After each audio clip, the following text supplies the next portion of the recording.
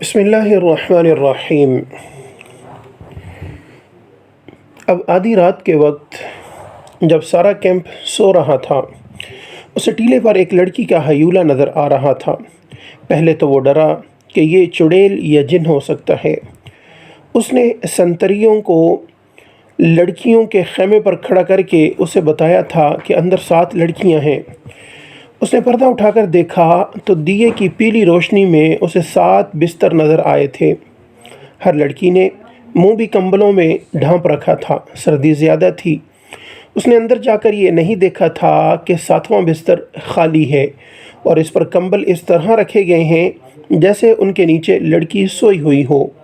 اسے معلوم نہیں تھا کہ 7ویں لڑکی ٹیلے پر اس کے سامنے کھڑی ہے۔ وہ کچھ دیر سوچتا رہا کہ اسے آواز دے یا اس تک خود جائے، یا اگر وہ جن چڑیل ہے تو اس کے غائب ہونے کا انتظار کرے۔ تھوڑی سی دیر کے انتظار کے بعد بھی لڑکی غائب نہ ہوئی، بلکہ وہ 2-3 قدم آگے چلی اور پھر پیچھے کو چل پڑی اور پھر رک گئی۔ کماندار، جس کا نام فخر المصری تھا، آہستہ آہستہ ٹیلے تک گیا اور کہا، کون ہو تم؟ نیچے آؤ۔ لڑکی نے ہرن کی طرح چوکڑی بھری اور ٹیلے کی دوسری طرف اتر گئی۔ فخر کو یقین آ گیا کہ کوئی انسان ہے، جن چڑیل نہیں۔ وہ تنومند مرد تھا، ٹیلا اونچا نہیں تھا۔ وہ لمبے لمبے ڈگ بھرتا ٹیلے پر چڑھ گیا۔ ادھر بھی اندھیرا تھا۔ رات کی خاموشی میں اسے لڑکی کے قدموں کی آہٹ سنائی دی۔ وہ ٹیلے سے دوڑتا اترا اور لڑکی کے پیچھے گیا۔ لڑکی اور تیز دوڑ پڑی۔ فاصلہ بہت تھا، لیکن فخر مرد تھا، فوجی تھا، چیتے کی رفتار سے دوڑ رہا تھا۔ ٹیلے کے پیچھے اونچی نیچی زمین، خشک جھاڑیاں اور کہیں کہیں کوئی درخت تھا۔ بہت سا دوڑ کر فخر المصری نے محسوس کیا کہ اس کے آگے تو کوئی بھی نہیں۔ اس نے رک کر ادھر ادھر دیکھا۔ اسے اپنے پیچھے اور بہت سا بائیں کو لڑکی کے قدموں کی آہٹ سنائی دی۔ وہ تربیت یافتہ لڑکی تھی۔ جہاں اسے حسن اور شراب کے استعمال کی تربیت دی گئی تھی، وہاں اسے فوجی ٹریننگ بھی دی گئی اور خنجر زنی کے داؤ پیچ بھی سکھائے گئے تھے۔ وہ ایک درخت کی اوٹ میں چھپ گئی تھی۔ فخر آگے گیا تو وہ دوسری طرف دوڑ پڑی۔ یہ تعاقب آنکھ مچولی کی مانند تھا۔ فخر کو اندھیرا پریشان کر رہا تھا۔ موبی کے قدم خاموش ہو جاتے تو وہ رک جاتا، قدموں کی آواز سنائی دیتی تو وہ دوڑ پڑتا۔ غصے سے وہ باولا ہوا جا رہا تھا۔ اس نے یہ جان لیا کہ یہ کوئی جوان لڑکی ہے۔ اگر بڑی عمر کی ہوتی تو اتنی تیز اور اتنا زیادہ نہ بھاگ سکتی۔ تعاقب میں فخر 2 میل فاصلہ طے کر گیا۔ موبی نے جھاڑیوں اور اونچی نیچی زمین سے بہت فائدہ اٹھایا۔ اس کے مرد ساتھیوں کا ڈیرا قریب آ گیا تھا۔ وہ دوڑتی ہوئی وہاں تک جا پہنچی۔ اس نے اپنے آدمیوں کو آوازیں دیں۔ وہ گھبرا کر جاگے اور خیمے سے باہر آئے۔ ایک نے مشال جلا لی۔ یہ ڈنڈے کے سرے پر لپٹے ہوئے کپڑے تھے۔ ان کی آگ کی روشنی بہت زیادہ تھی۔ فخر نے تلوار سونت لی اور ہانپتا کانپتا ان کے سامنے جا کھڑا ہوا۔ اس نے دیکھا کہ یہ 5 آدمی لباس سے سفری تاجر نظر آتے ہیں اور مسلمان لگتے ہیں۔ لڑکی ان میں سے ایک کی ٹانگوں کو دونوں بازو میں مضبوطی سے پکڑے بیٹھی تھی۔ مشعل کے ناچتے شعلے میں اس کے چہرے پر گھبراہٹ اور خوف نظر آ رہا تھا۔ اس کا سینہ ابھر اور بیٹھ رہا تھا۔ اس کی سانسیں بری طرح اکھڑی ہوئی تھیں۔ یہ لڑکی میرے حوالے کر دو، فخر المصری نے حکم کے لہجے میں کہا۔ یہ ایک نہیں، ایک آدمی نے التجا کے لہجے میں جواب دیا۔ ہم نے تو 7 لڑکیاں آپ کے سلطان کے حوالے کی ہیں، آپ اسے لے جا سکتے ہیں۔ نہیں، موبی نے اس کی ٹانگوں کو اور مضبوطی سے پکڑتے ہوئے روتے ہوئے اور خوف زدہ لہجے میں کہا، میں اس کے ساتھ نہیں جاؤں گی۔ یہ لوگ عیسائیوں سے زیادہ وحشی ہیں۔ ان کا سلطان انسان نہیں، سانڈ ہے، درندہ ہے۔ اس نے میری ہڈیاں بھی توڑ دی ہیں۔ میں اس سے بھاگ کر آئی ہوں۔ کون سلطان؟ فخر نے حیران سا ہو کر پوچھا۔ وہی جسے تم صلاح الدین ایوبی کہتے ہو، موبی نے جواب دیا۔ اب وہ مصر کی عربی بول رہی تھی۔ یہ لڑکی جھوٹ بول رہی ہے، فخر نے کہا اور پوچھا، یہ ہے کون؟ تمہاری کیا لگتی ہے؟ اندر آ جاؤ دوست، باہر سردی ہے، ایک آدمی نے فخر سے کہا۔ تلوار نیام میں ڈال لو، ہم تاجر ہیں، ہم سے آپ کو کوئی خطرہ۔ آؤ اس لڑکی کی بپتا سن لو، اس نے آ بھر کر کہا۔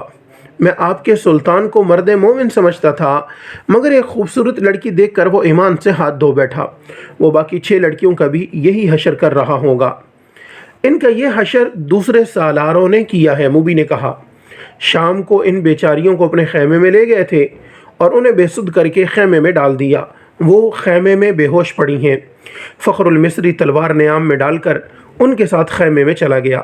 اندر جا کر بیٹھے تو ایک آدمی نے آگ جلا کر قہوے کے لیے پانی رکھا اور اس میں جانے کیا کچھ ڈالتا رہا۔ دوسرے آدمی نے فخر سے پوچھا کہ اس کا رتبہ کیا ہے؟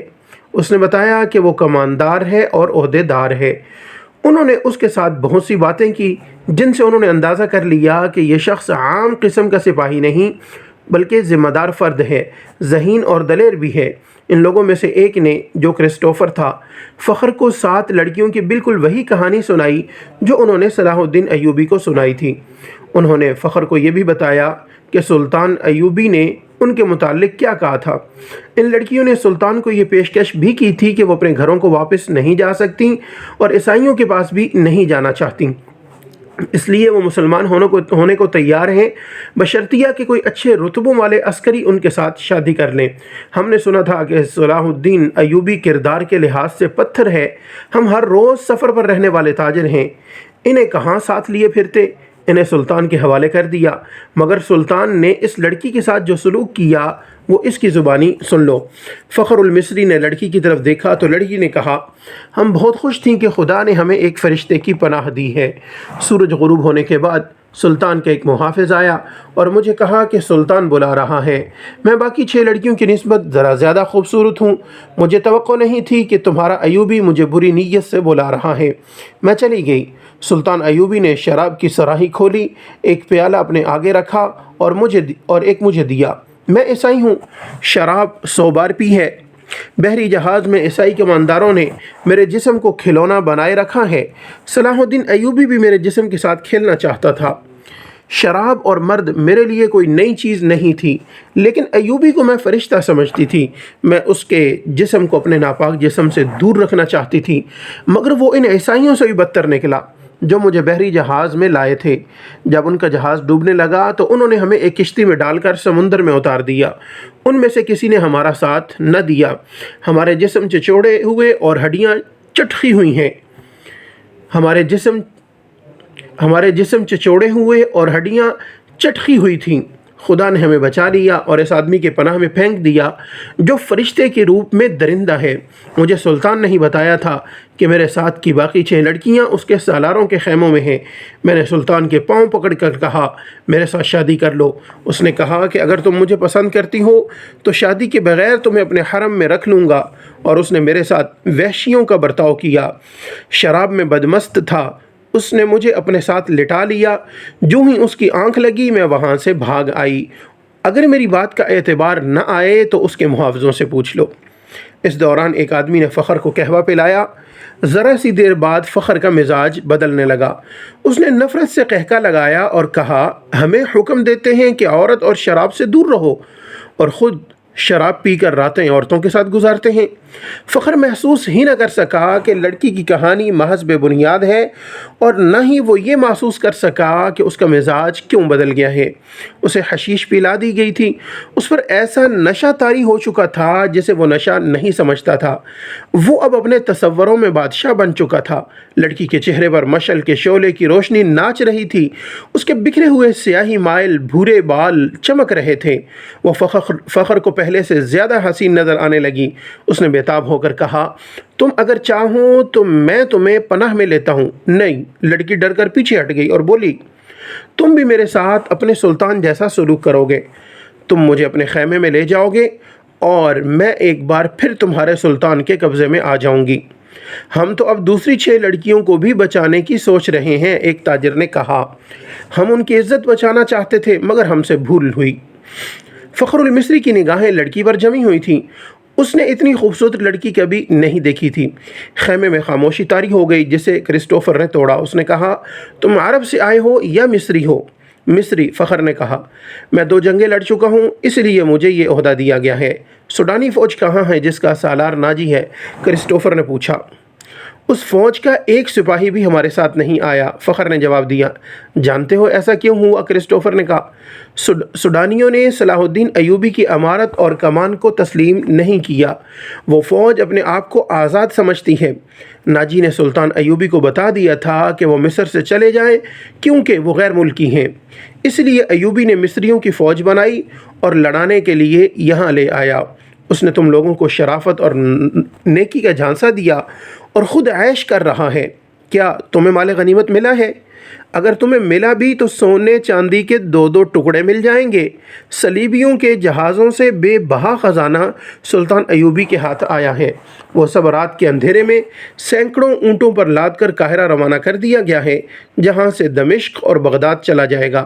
سوڈانی لشکر کو سلطان نہتہ کر کے غلاموں میں بدل دینا چاہتا ہے۔ پھر عرب سے فوج آ جائے گی اور تم مصری بھی غلام ہو جاؤ گے۔ اس عیسائی کی ہر ایک بات فخر المصری کے دل میں اترتی جا رہی تھی۔ اثر باتوں کا نہیں تھا بلکہ موبی کے حسن اور حشیش کا تھا۔ عیسائیوں نے یہ حربہ حسن بن صبا کے حشیشیین سے سیکھا تھا۔ موبی کو بالکل توقع نہیں تھی کہ یہ صورتحال پیدا ہو جائے گی کہ ایک مصری اس کے تعاقب میں اس کے دام میں آ جائے گا۔ انہیں معلوم ہو گیا کہ فخر مصر کی زبان کے سوا اور کوئی زبان نہیں جانتا۔ موبی نے اپنے 5 ساتھیوں کو سنانا شروع کر دیا کہ رابن زخمی ہونے کا بہانہ کر کے زخمیوں کے خیمے میں پڑا ہے، اور اس نے کہا ہے کہ ناجی سے مل کر معلوم کرو کہ اس نے بغاوت کیوں نہیں کی، یا اس نے عقب سے صلاح الدین ایوبی پر حملہ کیوں نہیں کیا، اور یہ بھی معلوم کرو کہ اس نے ہمیں دھوکہ تو نہیں دیا۔ وہ باتیں کر رہی تھی تو فخر نے پوچھا کہ یہ کیا کہہ رہی ہے؟ یہ کہہ رہی ہے، ایک نے جواب دیا، اگر یہ شخص یعنی تم صلاح الدین ایوبی کی فوج میں نہ ہوتے تو یہ تمہارے ساتھ شادی کر لیتی۔ یہ مسلمان ہونے کو بھی تیار ہے، لیکن کہتی ہے کہ اسے اب مسلمانوں پر بھروسہ نہیں رہا۔ فخر نے بےتابی سے لپک کر بازو سے لڑکی کو پکڑا اور اپنی طرف گھسیٹ کر کہا، اگر میں بادشاہ ہوتا تو خدا کی قسم تمہاری خاطر تخت اور تاج قربان کر دیتا۔ اگر شرط یہی ہے کہ میں صلاح الدین ایوبی کی دی ہوئی تلوار پھینک دوں تو یہ لو۔ اس نے کمر بند سے تلوار کھولی اور نیام سمیت لڑکی کے قدموں میں رکھ دی۔ کہا، میں اب سے ایوبی کا سپاہی اور کماندار نہیں ہوں، مگر ایک شرط اور بھی ہے۔ لڑکی نے کہا، میں اپنا مذہب تمہاری خاطر ترک کر دیتی ہوں، لیکن صلاح الدین ایوبی سے انتقام ضرور لوں گی۔ کیا اسے میرے ہاتھ سے قتل کرانا چاہتی ہو؟ فخر نے پوچھا۔ لڑکی نے اپنے آدمیوں کی طرف دیکھا۔ سب نے ایک دوسرے کی طرف دیکھا۔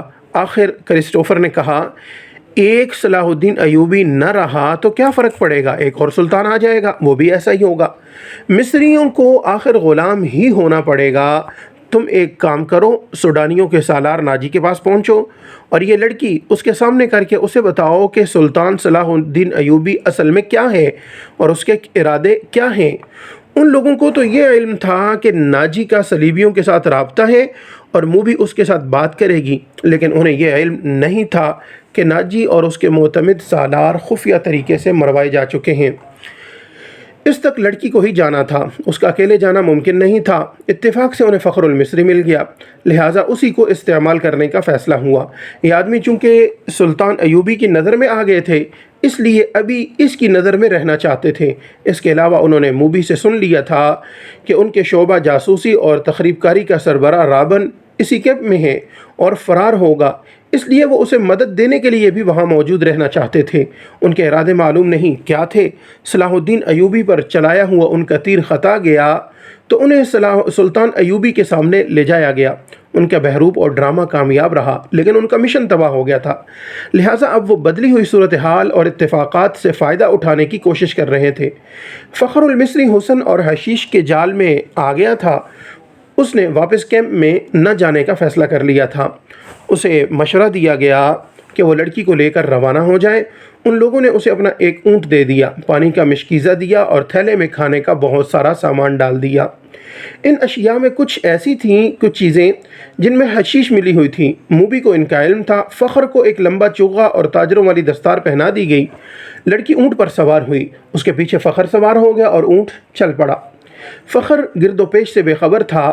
وہ اپنے ماضی سے بھی بے خبر ہو گیا تھا، صرف یہ احساس اس پر غالب تھا کہ روئے زمین کی حسین ترین لڑکی اس کے قبضے میں ہے جس نے سلطان کو ٹھکرا کر اسے پسند کیا ہے۔ فخر نے موبی کو دونوں بازو میں لے کر اس کی پیٹھ اپنے سینے سے لگا لی۔ موبی نے کہا، تم عیسائی کمانداروں اور اپنے سلطان کی طرح وحشی تو نہیں بنو گے؟ میں تمہاری ملکیت ہوں، جو چاہے کرو، مگر پھر تم سے نفرت کروں گی۔ کہو تو میں اونٹ سے اتر جاتا ہوں۔ فخر نے اسے اپنے بازو سے نکال کر کہا، مجھے صرف یہ بتا دو کہ تم مجھے دل سے چاہتی ہو یا محض مجبوری کے عالم میں میری پناہ لی ہے؟ پناہ تو میں ان تاجروں کی بھی لے سکتی تھی، موبی نے جواب دیا، لیکن تم مجھے اتنے اچھے لگے کہ تمہاری خاطر مذہب تک چھوڑنے کا فیصلہ کر لیا۔ اس نے جذباتی باتیں کر کے فخر کے اعصاب پر قبضہ کر لیا اور رات گزرتی چلی گئی۔ سفر کم و پیش 5 دنوں کا تھا، لیکن فخر المصری عام راستوں سے ہٹ کر جا رہا تھا کیونکہ وہ بھگوڑا فوجی تھا۔